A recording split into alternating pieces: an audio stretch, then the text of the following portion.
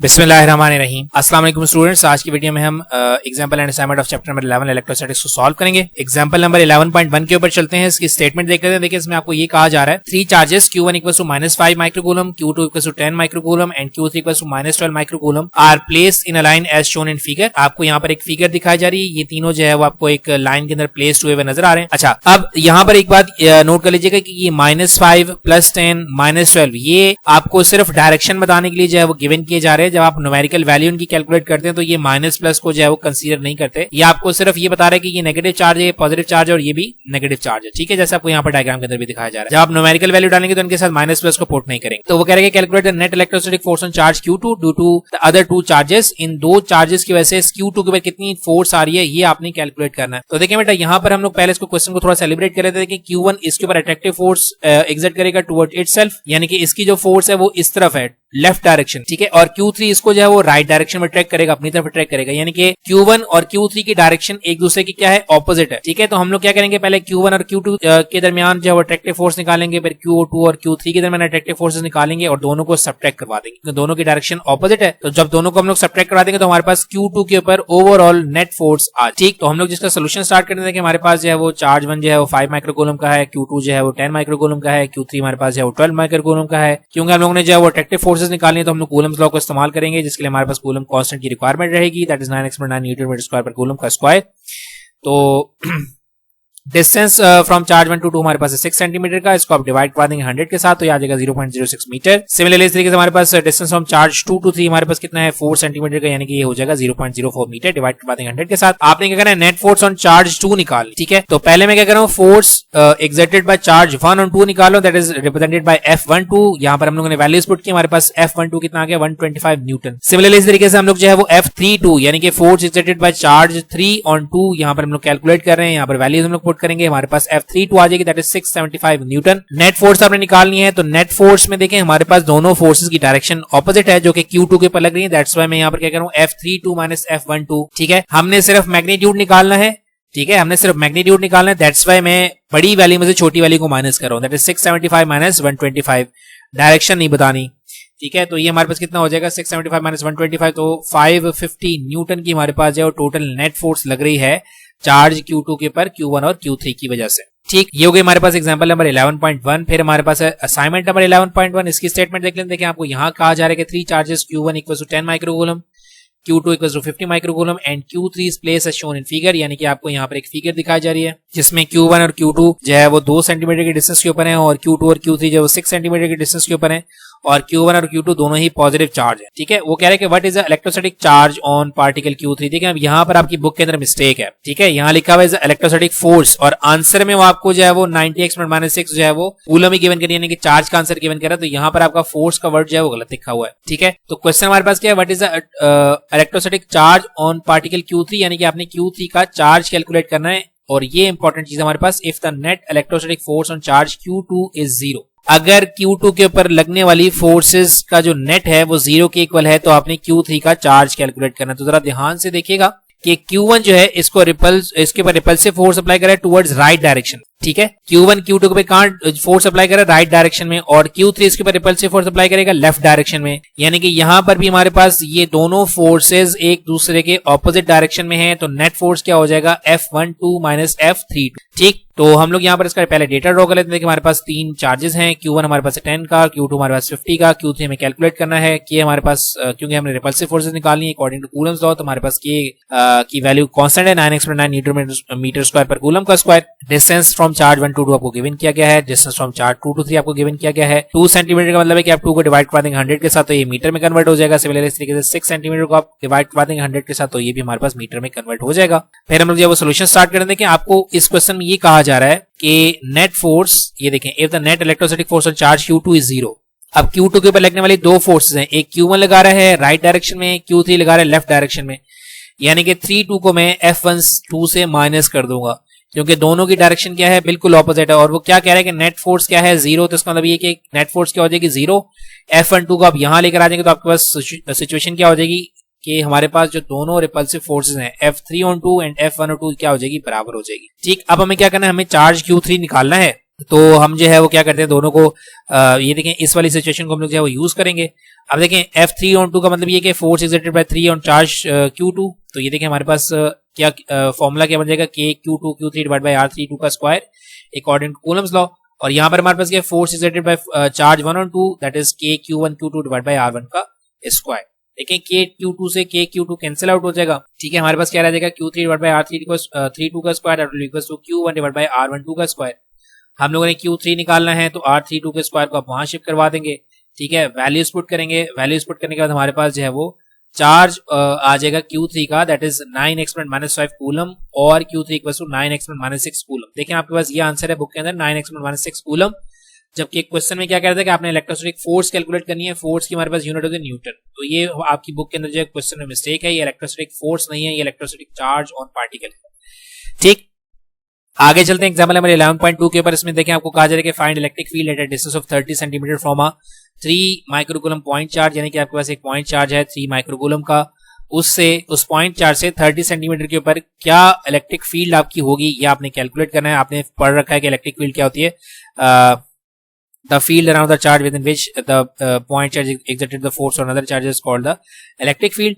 तो उसका फॉर्मूला हम लोगों ने बनाया हुआ है। देखें सबसे पहली बात हम लोग यहाँ पर कह रहे हैं कि डिस्टेंस हमारे पास चार्ज से कितना है 0.3 मीटर्स का, यानी कि 30 सेंटीमीटर का, और आपको जो है वो चार्ज गिवन किया गया 3 microcoulomb that means 3 exponent -6 coulomb का। ठीक है, इलेक्ट्रिक फील्ड का हम लोगों ने फॉर्मूला क्या बनाया था K Q divide by R square. तो यानी कि यहाँ पर हमारे पास जो है वो कूलम्स कांस्टेंट की जरूरत भी पड़ेगी that is 9 exponent 9 newton metre square पर कूलम का स्क्वायर। और इलेक्ट्रिक फील्ड इंटेंसिटी अपनी कैलकुलेट करनी है, तो यहाँ पर हम जो है वो फॉर्मूला डालेंगे, फॉर्मूले के अंदर हम लोग वैल्यूज पुट करेंगे, वैल्यूज पुट करने के बाद हमारे पास इलेक्ट्रिक फील्ड इंटेंसिटी आ जाएगी 30 सेंटीमीटर फ्रॉम द चार्ज से दैट इज 3 एक्सपोनेंट 5 न्यूटन पर कूलम।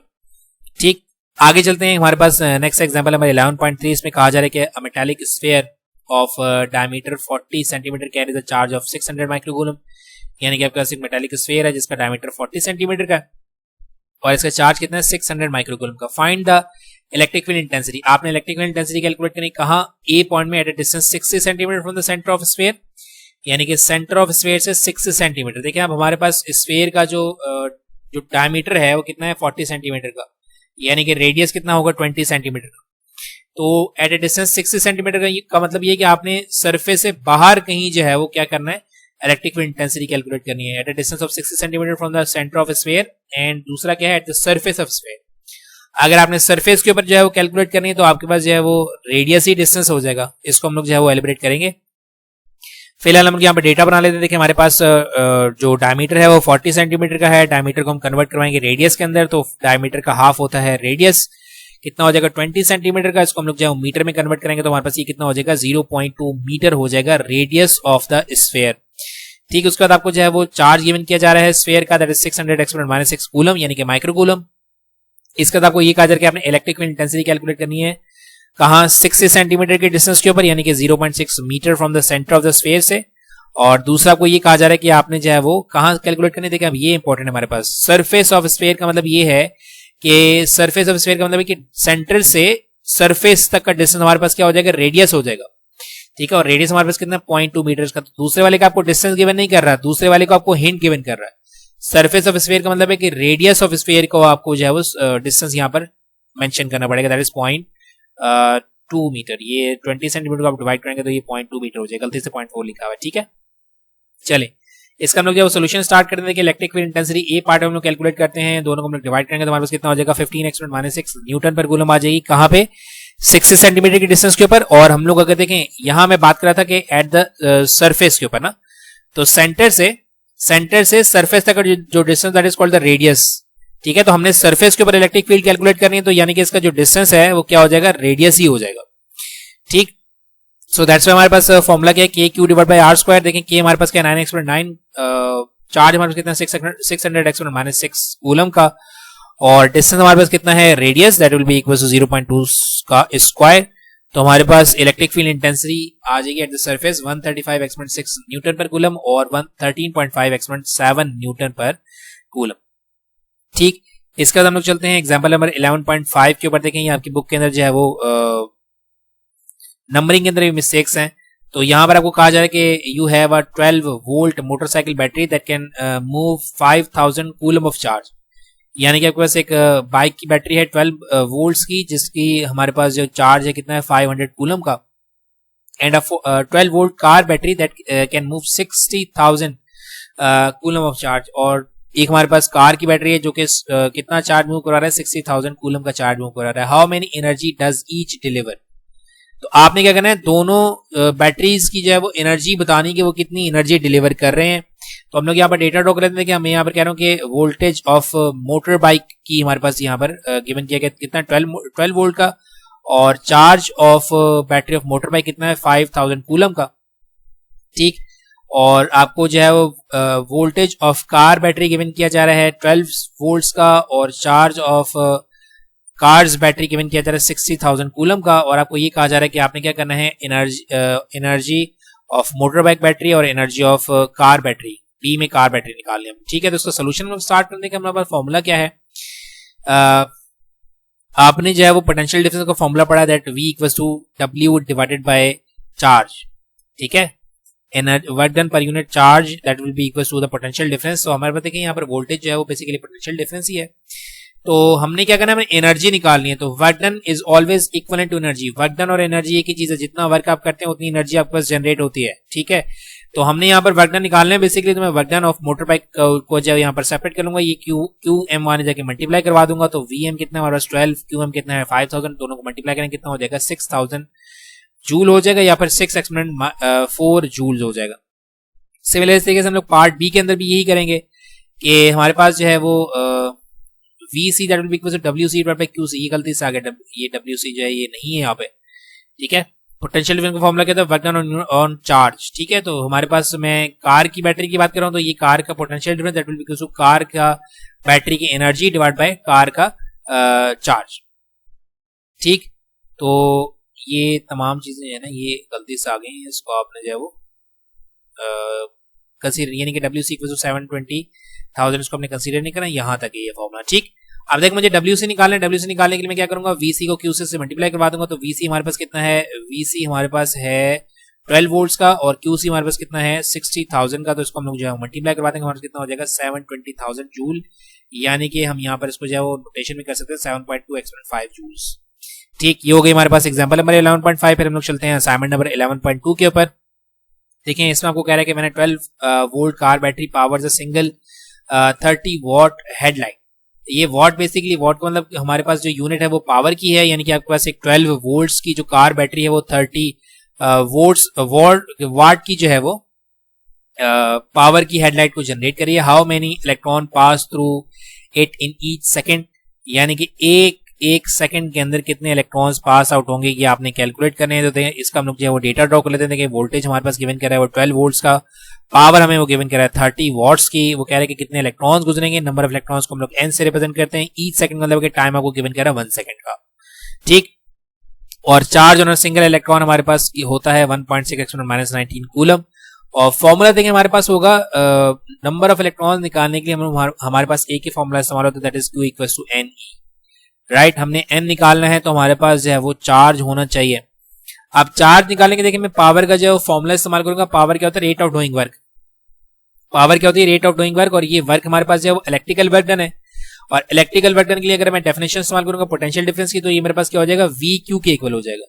ठीक है, तो W हमारे पास किसके इक्वल हो जाएगा, we Q divide by T के इक्वल हो जाएगा। ठीक है, अब देखें यहां से हमारे पास जो है वो चार्ज आ जाएगा। ये टाइम को जाके मैं P से मल्टीप्लाई करा दूंगा और V से डिवाइड कर दूंगा, मेरे पास जो है वो चार्ज आ जाएगा। ठीक है, अब यहाँ पर मुझे वैल्यूज पुट कर लेंगे, 30 को जो है 1 से मल्टीप्लाई करा देंगे, डिवाइड करा देंगे 12 के साथ, तो हमारे पास चार्ज आ गया 2.5 कूलम का।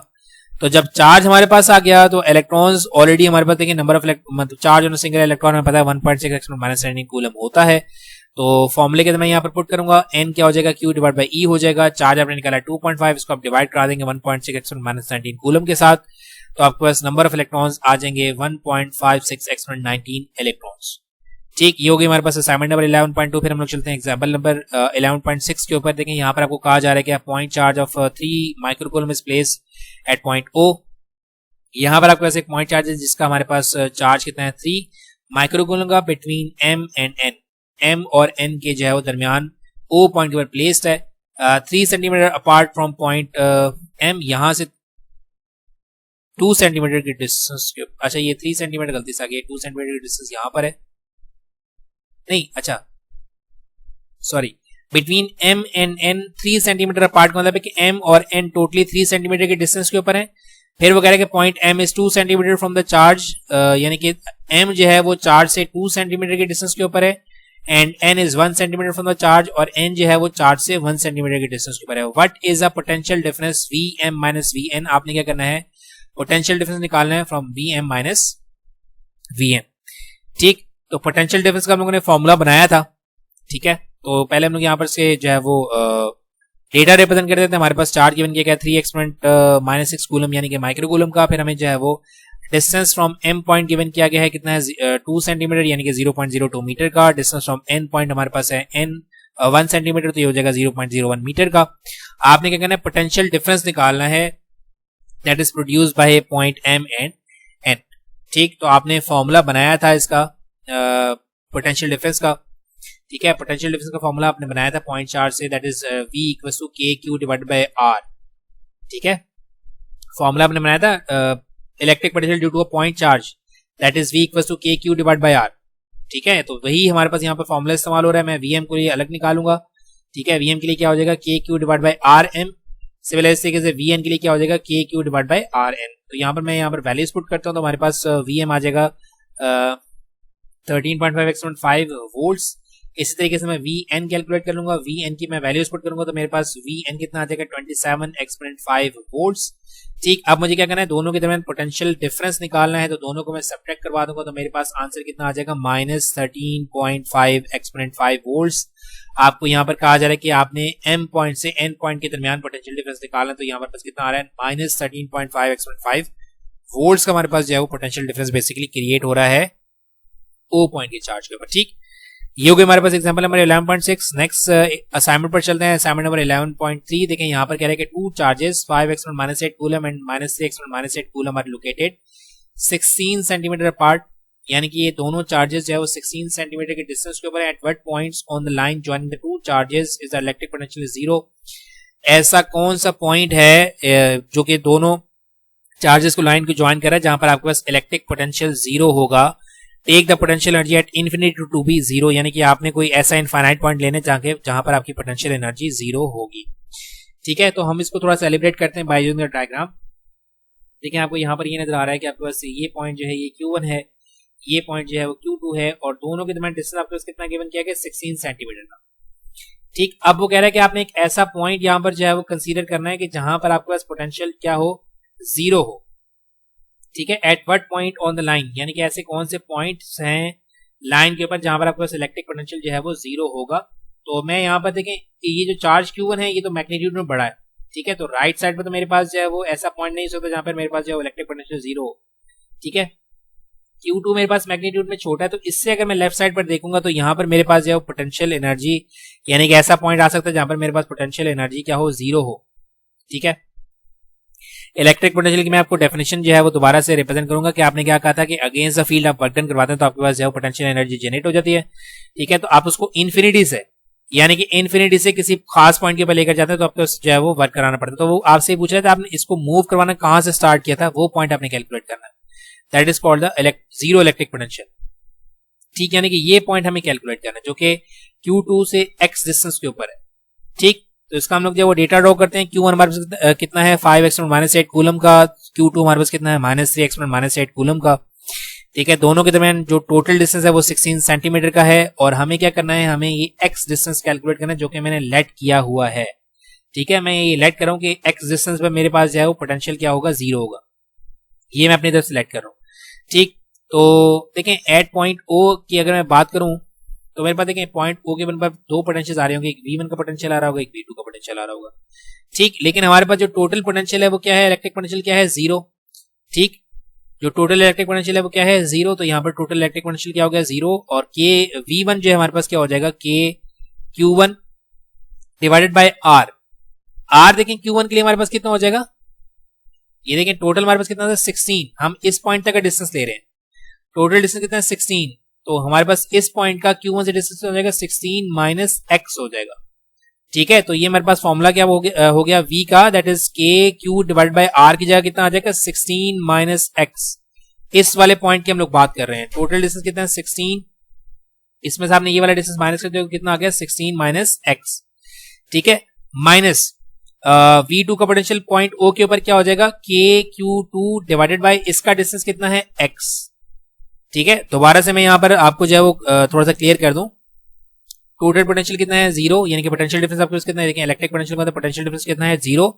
V1 का जो पोटेंशियल होगा that is represented by the formula that is KQ divide by R, ठीक है। तो K हमारे पास वैसे ही है, Q1 की हम लोग जो है वो चार्ज Q1 की बात करें तो यहाँ पर Q1 आ जाएगा, डिवाइड बाय R का मतलब है distance from charge two point, ठीक है। इस वाले पॉइंट की हम लोग बात कर रहे हैं, तो चार्ज का डिस्टेंस इस वाले पॉइंट से निकालने के लिए टोटल डिस्टेंस से ये वाला माइनस कर देंगे, 16 माइनस एक्स हमारे पास कर देंगे, तो हमारे पास क्या आ जाएगा, इस वाले पॉइंट के ऊपर पोटेंशियल आ जाएगा, ठीक। अब हम लोग आगे चलते हैं, देखें बेसिकली हम लोगों ने यहाँ पर K से K को जो है वो कैंसिल आउट करवा दिया, Q1 divide bye Q2 16 minus x divide by x, क्योंकि हमें एक्स कैलकुलेट करना है, ठीक है। तो यहाँ पर हम लोग वैल्यूज पुट करेंगे, देखिए यहाँ पर मैंने Q1 की वैल्यू पुट कर दी, डिवाइड में मैंने Q2 की वैल्यू पुट कर दी, ठीक है। हमारे पास आंसर कितना आ जाएगा 1.66, यहाँ पर 16 minus x divide by x है, एक्स को वहां ले जाकर मल्टीप्लाई करवा देंगे, ये कितना हो जाएगा 1.66 time x equal to 16 minus x, इस माइनस एक्स को वहां लेकर जाऊंगा तो ये प्लस एक्स हो जाएगा, 1.66 x plus x that will be equal to 16, ठीक। जब आप दोनों को ऐड करेंगे तो कितना हो जाएगा 2.66 एक्स हो जाएगा। हमने क्या निकालना है, हमने ये वाला डिस्टेंस निकालना है ना, किस डिस्टेंस के बाद हमारे पास जो इलेक्ट्रिक पोटेंशियल 0 हो रहा है, तो x को मैं ये रखूंगा और 16 को डिवाइड करवा दूंगा, तो मेरे पास डिस्टेंस आ जाएगा 6 सेंटीमीटर का, यानी कि Q2 से मेरे पास डिस्टेंस कितना आ गया 6 सेंटीमीटर का, Q2 से डिस्टेंस कितना आ गया 6 सेंटीमीटर का।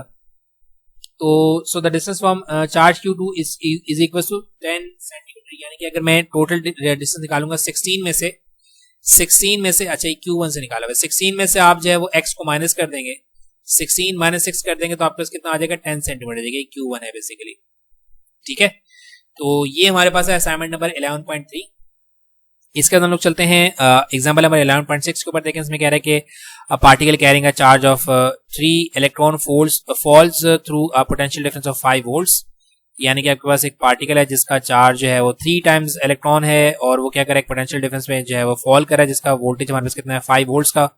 Calculate the energy acquired by the particle, आपने जो है वो कितनी एनर्जी जो है वो होगी आपने कैलकुलेट करना। तो हम लोग यहाँ पर डेटा ड्रॉ करेंगे, देखिए चार्ज हमारे पास क्या है 3e का मतलब है कि 3 टाइम्स इलेक्ट्रॉन्स, तो इलेक्ट्रॉन का चार्ज हमारे पास कितना होता है 1.6 x माइनस 19 कूलम का, तो मल्टीप्लाई करा देंगे 3 के साथ, हमारे पास कितना चार्ज आ जाएगा टोटल 4.8 x माइनस 19 कूलम का चार्ज आ जाएगा। फिर हमारे पास जो है वोल्टेज गिवन किया गया है 5 वोल्ट्स का। काइनेटिक एनर्जी देखें बेसिकली आपका जब चार्ज वोल्टेज 5 वोल्ट्स में आएगा तो हमारे पास देखें जाहिर सी बात है कि आपके चार्ज के ऊपर जो है वो रिपल्सिव फोर्स अप्लाई होगी या कोई भी फोर्स अप्लाई, मतलब रिपल्सिव अट्रैक्टिव फोर्स अप्लाई होगी तो आपका चार्ज जो है वो मूव करेगा, तो मूव करने के उसके अंदर जो एनर्जी जनरेट होगी that is called the kinetic energy. तो फॉर्मूला देखें हमारे पास एनर्जी का, हमने ऑलरेडी भाई वो पोटेंशियल डिफरेंस वाला फॉर्मूला इस्तेमाल करूंगा that V equals to W divide by Q, ठीक है। वर्क डन हमारे पास क्या होती है एनर्जी, तो V को आप जो है मल्टीप्लाई करवा देंगे Q के साथ, तो आपके पास क्या आ जाएगी एनर्जी आ जाएगी। वही फॉर्मूला मैं यहाँ पर इस्तेमाल कर रहा हूँ और यहाँ पर एनर्जी को मैं काइनेटिक एनर्जी का नाम दे रहा हूँ, तो क्या हो जाएगा Q टाइम्स डेल V, ठीक है। यही वही पोटेंशियल डिफरेंस वाले फॉर्मूले से आया V equals to W divided by Q, ठीक है। W हमारे पास क्या है एनर्जी है, तो Q को आप V से मल्टीप्लाई करवा देंगे, आपके पास एनर्जी आ जाएगी। दोनों चीज आपके पास यहाँ पर गिवन की गए हैं, दोनों को आप मल्टीप्लाई करवा देंगे तो आपके पास काइनेटिक एनर्जी आ जाएगी that is 2.4 x minus 18 joules, ठीक। फिर हमारे पास है एग्जांपल नंबर 11.7, यहाँ पर कह रहा है कि figure shows the different combination of capacitors, आपको यहाँ पर डिफरेंट कॉम्बिनेशन दिखाया जा रहा है। If the total charge is 600 microcoulomb, अगर ओवरऑल पूरे नेटवर्क का चार्ज 600 माइक्रोकूलम का है, then determine the values V1 and C2, तो आपको जो है वो ये जो वैल्यूज हैं एक V1 की और एक C2 की, इन दोनों की आपको वैल्यूज कैलकुलेट करनी होंगी, ठीक है।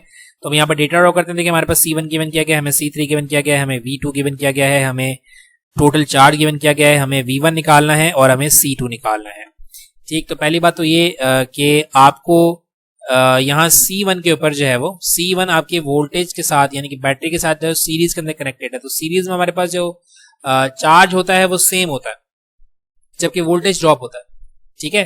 तो यहाँ हम करेंगे, कहते हैं कि मैं यहाँ पर यही कह रहा हूँ कि total charge in series combination will remain same, charge same रहेगा, तो वोल्टेज हमें निकालना है, तो V1 हमारे पास क्या हो जाएगा Q1 डिवाइड बाय C1, तो जो 1 के ऊपर होगा वही ओवरऑल चार्ज होगा दैट इज 600 कूलम, ठीक है। तो V1 हमारे पास कितना आ जाएगा 600 डिवाइड बाय 15, तो हमारे पास V1 आ जाएगा 40 वोल्ट्स का, ये हमारे पास हो गया 40 वोल्ट्स, ये हमारे पास है 20 वोल्ट्स, दोनों को ऐड कर देंगे तो हमारे पास टोटल वोल्टेज आ जाएगा दैट इज ऑफ 60 वोल्ट्स, ठीक है, यानी कि V1 की हमारे पास वैल्यू आ गई। जब हमारे पास V1 की वैल्यू आ गई, उसके बाद हमारे पास जो है वो C2 की वैल्यू हम लोगों ने निकालनी है। ठीक है, C2 की वैल्यू निकालने के लिए मेरे पास इस कैपेसिटर का चार्ज कैलकुलेट करना होगा, क्योंकि ओवरऑल चार्ज में से इसके चार्ज को मैं माइनस कर दूंगा तो मेरे पास क्या आ जाएगा, C2 का जो है वो कैपेसिटेंस आ जाएगी। बहुत सिंपल सी बात है कि आपको जो है वो इसका जो है वो चार्ज निकालना है। ओवरऑल चार्ज आपको गिवन किया गया 600 माइक्रोकूलम का। इस वाले चार्ज का कैपेसिटर का आप जो है वो चार्ज निकाल लेंगे, ओवरऑल में से इसको माइनस कर देंगे तो आपके पास C2 के ऊपर कितना चार्ज है ये आ जाएगा। ठीक है, तो मैं यहाँ पर पहले क्या करूँ कि इसके ऊपर चार्ज निकाल रहा हूँ, दैट इज C3 हमारे पास कितना है 8, V3 हमारे पास कितना है V2 है ये, हाँ V3। देखें बेसिकली पैरेलल कॉम्बिनेशन में आपके पास वोल्टेज सेम रहता है, तो यहाँ पर आपके पास वोल्टेज जो है वो 20 वोल्ट्स का है, तो V2 पर भी 20 होगा, V3 के ऊपर भी 20 होगा, सो दैट्स वाई यहाँ पर V3 कितना है 20। Q3 आपके पास कितना आ गया 160 माइक्रोकूलम। ठीक है, अब Q2 मुझे निकालना है, तो Q2 निकालने के लिए मैं क्या करूंगा, ओवरऑल चार्ज में से मैं जो है वो Q3 को माइनस कर दूंगा तो मेरे पास Q2 का चार्ज आ जाएगा। दैट इज ओवरऑल चार्ज कितना है 600 में से आपने जो है वो Q3 के चार्ज को माइनस कर दिया 160, तो आपके पास C2 का जो है वो चार्ज आ जाएगा कैपेसिटर 2 के ऊपर, दैट इज 440 माइक्रोकूलम। ठीक है, अब मुझे क्या करना है, मुझे C2 की वैल्यू निकालनी है, तो C2 की वैल्यू निकालने के लिए चार्ज भी मेरे पास है और मेरे पास वोल्टेज भी है, तो मैं यहाँ पर जो है वो यूज करूंगा formula, that is C2 equal to Q2 divide by V2, Q equal to C वाले फॉर्मूले से। तो यहाँ से मेरे पास जो है वो कैपेसिटेंस आ जाएगी। कैपेसिटेंस हमारे पास कितनी है 22 माइक्रोफैरेड की हमारे पास यहाँ पर कैपेसिटेंस आ जाएगी। ठीक, ये हमारे पास होगा एग्जांपल नंबर 11.7। और फिर हम लोग चलते हैं एग्जांपल नंबर 11.8 के ऊपर। देखें आपको यहाँ कहा जा रहा है कि एक 6 microcoulomb capacitor is charge to potential difference of 200 volts and then connected in parallel, यानी कि आपके पास एक 6 माइक्रोफैरेड का जो कैपेसिटर है उसको आपने चार्ज किया 200 वोल्ट के ऊपर और फिर पैरेलली कनेक्ट कर दिया एक और चार्ज के साथ अनचार्ज जो है, और उसका हमारे पास चार्ज कितना 3 माइक्रोफैरेड का। Calculate the potential difference across the parallel plate capacitor, यानी कि दूसरा वाला कैपेसिटर लगाने के बाद वोल्टेज में कितना ड्रॉप आएगा, पोटेंशियल डिफरेंस क्या होगा, ये आपने कैलकुलेट करना है। तो हम इसको जो है वो पहले डेटा ड्रॉ कर लेते हैं। देखिए हमारे पास C1 गिवन किया गया 6 माइक्रोफैरेड का, उसके ऊपर वोल्टेज गिवन किया गया 200 वोल्ट्स का। फिर C2 को हम लोग पैरेलली कनेक्ट करेंगे, उसका हमारे पास चार्ज गिवन किया गया 3 माइक्रोफैरेड का, कैपेसिटेंस गिवन किया गया 3 माइक्रोफैरेड की। और आपको जो उसके ऊपर वोल्टेज मतलब लास्ट वाला फाइनल वोल्टेज कैलकुलेट करना है कि जब आपने दोनों को पैरेलल में लगा दिया तो कितना वोल्टेज ड्रॉप हुआ। ठीक, तो यहां हमारे पास जो है वो हमने चार्ज निकालना है। तो चार्ज निकालेंगे, देखें हम लोग क्या करें, charge in capacitor C equals to Q equals to C1 भी। देखें क्योंकि हमने जो है वो पहले इसको सिंगल चार्ज किया था। ठीक है, तो सिंगल चार्ज करने के लिए मेरे पास चार्ज क्या हो जाएगा Q equals to CV। C हमारे पास कितना 6 और V हमारे पास कितना 200, तो हमारे पास ये इसका जो ओवरऑल चार्ज है कितना आ जाएगा 1200 माइक्रोकूलम का हमारे पास क्या आ जाएगा, चार्ज आ जाएगा। ठीक, उसके बाद हमने क्या करना है V2 कैलकुलेट करना है। तो V2 कैलकुलेट करने के लिए देखें जो हमारे पास चार्ज Q1 के ऊपर होगा वही चार्ज Q2 के ऊपर मतलब दूसरे वाले कैपेसिटर के ऊपर भी होगा जिसको आपने पैरेलल में लगाया है, क्योंकि पैरेलल में आपका जो है वो ओवरऑल चार्ज मतलब इसमें पहले इसको हम लोग सॉल्व करते हैं कि हमारे पास जो चार्ज आएगा उसको आगे जाकर मैं लिबरेट करता हूँ। 1200 एक्सपोनेंट माइनस 6 कूलम हो जाएगा। देखिए हम लोग यहाँ पर टोटल कैपेसिटेंस निकालेंगे, पैरेलल में कैपेसिटेंस निकालेंगे, क्या करेंगे दोनों को ऐड कर देंगे तो हमारे पास कैपेसिटेंस कितनी आ जाएगी 9 माइक्रोफैरेड, यानी कि 9 एक्सपोनेंट माइनस 6 फैरेड की हमारे पास जो है वो कैपेसिटेंस आ जाएगी। इसके बाद हमने क्या करना है, हमने दोनों को पैरेलली कनेक्ट कर दिया। ठीक है, इस 6 माइक्रोफैरेड और 3 माइक्रोफैरेड को हम लोग ने जो है वो पैरेलली कनेक्ट कर दिया। तो पैरेलली कनेक्ट करने से क्या हुआ कि हमारे पास जो पोटेंशियल डिफरेंस है वो क्या हो जाएगा Q डिवाइडेड बाय, अब देखें कैपेसिटेंस हमारे पास जो है वो 2 हो चुके हैं। ठीक है, दोनों को हम लोगों ने ऐड करवा दिया तो टोटल कैपेसिटेंस हमारे पास कितनी हो जाएगी 9 exponent minus 6 farad. Overall charge दोनों में डिवाइड हो जाएगा तो ओवरऑल तो वही रहेगा 1200 एक्सपोनेंट माइनस 6 कूलम का। ठीक है, तो कैपेसिटेंस का यहाँ पर हमारे पास फैक्टर है क्योंकि कैपेसिटेंस दोनों की ऐड हो जाएंगी क्योंकि हमारे पास पैरेलल कॉम्बिनेशन है। तो हमारे पास वोल्टेज कितना हो जाएगा 1200 exponent minus 6 divided by 9 exponent minus 6, that means the voltage that will be equals to 133.333 volts। ठीक, तो ये थी हमारे पास example and assignments of chapter number 11 electrostatics. इंशाल्लाह नेक्स्ट क्लास के अंदर हम जो है वो MCQs then conceptual question then numericals को इंशाल्लाह सॉल्व करेंगे। अपनी दुआ में याद रखिएगा, क्वेश्चन है तो बेटा क्वेश्चन आप कर सकते हैं, रिलेटिव क्वेश्चन के इंशाल्लाह मैं आंसर आपको कर दूंगा। Thank you very much, Allah Hafiz.